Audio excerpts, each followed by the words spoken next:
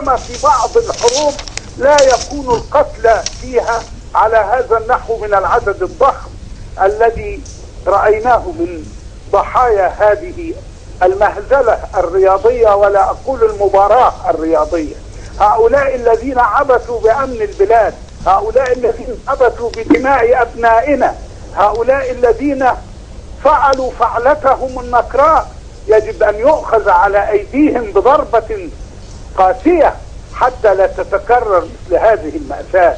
إن عيب بلدنا أننا نتعامل مع الأحداث ردود أفعال، كردود أفعال. عندما يحدث الحادث نتنادى كيف نصلحه وكيف نعالجه وكيف نؤاخذ الآثمين، ولم نعمل حسابنا لإدارة الأزمات.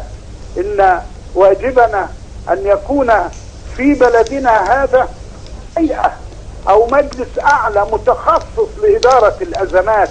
وفي مثل هذه المواقف وفي مثل هذا التوقيت الذي تعيشه مصر مرحلة احتقان وانفلات أخلاقي وانفلات أمني، يجب أن يكون هناك محافظة على الأنفس والأعراض، يجب أن تكون هناك محافظة على استقرار الأمن. والقرآن الكريم ينادينا خذوا حذركم، ورب العزة ينادينا ولا تلقوا بأيديكم إلى التهلكة. ومن هنا كان من الواجب على المسؤولين عن المباراة وعن الممارسات الرياضية وعن كل تجمع شعبي في هذا التوقيت أن يعملوا حسابهم لما عساه يحدث وأن يأخذوا حذرهم.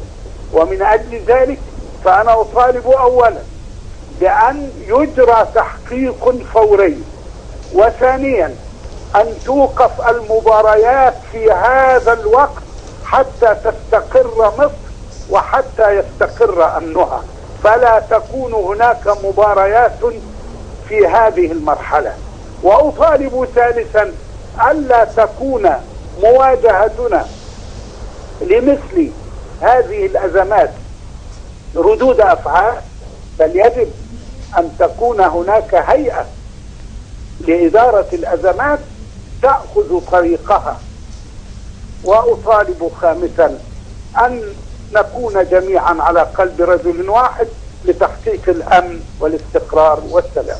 امين يا رب. احنا بنشكر حضرتك جدا وبنشكر الداعية الإسلامي الأستاذ الدكتور أحمد عمر هاشم. شكرا ليك. شكرا جزيلا لحضرتك. محمد، نستكمل معاك حوارنا. ويعني احنا كنا بنتكلم عن الإجراءات الأمنية اللي بتكون مشددة في مثل هذه المباريات، اللي هي بتكون خاصة بمباريات القمة، لقاءات الأهلي الزمالك المصري الإسماعيلي. يمكن بيبقى فيه إجراءات مشددة، وفوجئنا إن في سيوف دخلت، وفي يعني في كمان حد قال ان في رصاص حي اتضرب جوه المباراه. دي الرصاص الحي ده او فعلا في رصاص الطلقات الناريه دي كانت في فتره الاحماء. هو ده اللي حصل. طلقات ناريه في فتره الاحماء، يعني قبل بدايه المباراه. قبل بدايه المباراه. ما هو الشيء اللي انا لاحظته هو على غير العاده ان في الماتشات الكبيره بيتم عمل حواجز بمراحل معينه. يعني دايما احنا عندنا في بورسعيد الاستاد المنطقه المحيطه بيه بتتقفل من عند حته معينه، تبتدي الدخول فيها ممنوع العربيات، يبدا الجماهير تدخل، فتاخد مرحله اولى في التفتيش، مرحله ثانيه في التفتيش. فعلى غير العاده في الماتش ده والماتش اللي فات وماتش الزمالك برضو اللي فات، انا كمان لاحظت يعني الماتش تاني ما كانش في تدقيق في التفتيش، يعني كان بتدخل عادي. ما كانش. يعني انت شايف ان الامن يعني قصر في واجبه حتى مقارنه بقبل كده بالماتشات اللي كانت قبل كده؟ يعني انا مثلا مش عاوز اقول ان انا مثلا يعني في حاجات بتبقى هامه قوي او اساسيه قوي ممكن اي حد ياخدها، زي ازازه الميه. تمام. فهو لدرجه ازازه الميه ما كانش بيبقى مسموح. طب انتوا لما سمعتوا طلقات ناريه في فتره الاحماء وقبل بدايه المباراه ما حسيتوش بخوف بقلق؟ ما هو ده كان مؤشر ان ممكن يبقى فيه طلقات ناريه.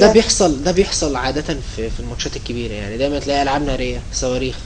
ان الحاجات دي هتبقى زي كل ماتش. زي كل ماتش. هي الفكره يا جماعه مش فكره ازاي الحاجات دي دخلت. اوريدي الحاجات دي في الملاعب المصريه اصلا. يعني انا كمان ساعات بستمتع بيها لانها بتدي شكل حلو، ولكن الفكره في اللي اشعل الاحداث وصلها للمرحله دي اللي عمل كده بعد الكردون الامني اللي عامله الامن حوالين المدرجات. يعني الامن عارف زي اخد خطوه لورا. يعني الصفوف الدفاعيه بتاعه الامن ما كانتش عند المدرج. طب بس برضو الصوره جات لنا حتى لما الناس نزلت في الملعب، الناس كانت بتمشي من وسط الامن.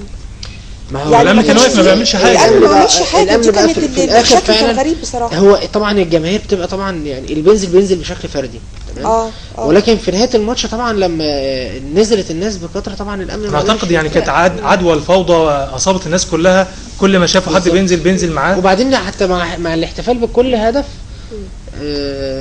بنلاقي الناس ويمكن كمان يا محمد يعني المصابين ما كانوش بس من الجماهير او الضحايا، ما كانوش بس من الجماهير ولكن من افراد امن ايضا. لكن عايزين نستعرض بقى الصور اللي معاك واللي هي يعني بتأرخ للماتش او بتوصف الماتش من اوله لاخره. عايزينك بقى تعلق لنا على الصور يعني صورة دي كانت البدايات خالص، ودخول طبعا احنا معتادين في بورسعيد كل ده قبل الماتش. بنعمل دي لحظه وصول للجمهور الاهلي زي ما انا قلت واللي تم استقباله الحقيقه هو واللاعبين بشكل ودي خالص كمان يعني بشكل ودي خالص. هم حتى في اي اشتباكات يعني لا وكانت الجماهير يعني كان الهتافات هتافات تشجيعيه ليست اكثر يعني.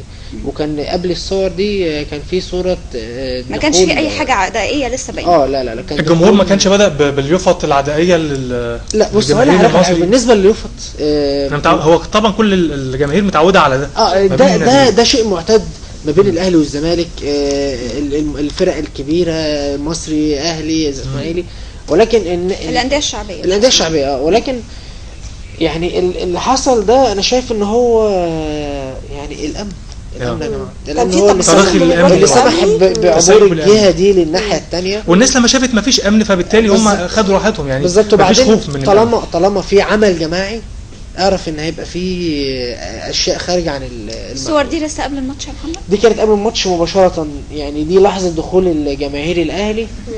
انا برضو يعني تعمدت مفيش نوع من انواع الاشتباكات اللي انت شفتها؟ انا دي تعمدت اصورها عشان اشوف لو اي مخالفات تخريب او تكسير زي ما بيحصل وبنسمع كل مره. الحقيقه هم دخلوا عادي جدا وكان في حتى اطفال صغيرين بس ما كانش فيه تفتيش امن يعني. كان لا هم اوريدي دخلوا على طول. طب هو السؤال هو انا يعني سمعت ان كان مدير الامن كان موجود في الاستاد ده، يعني اكيد المفروض هو مأمن عشان هو خاطر ان هو حتى موجود نفسه في الاستاد. يعني هو تأمين كان العدد علامات استفهام كبيره جدا. انا شخصيا مستغرب يعني. انا كنت متفائل خير لما شفت الدخول بالشكل ده والترحاب والكلام ده كله، ولكن طبعا الشوط الثاني كانت نقطه تحول في المباراه كلها. مين المتهم الثاني في الاحداث دي؟ بص المتهم الاول والاخير السلوكيات الخاطئه.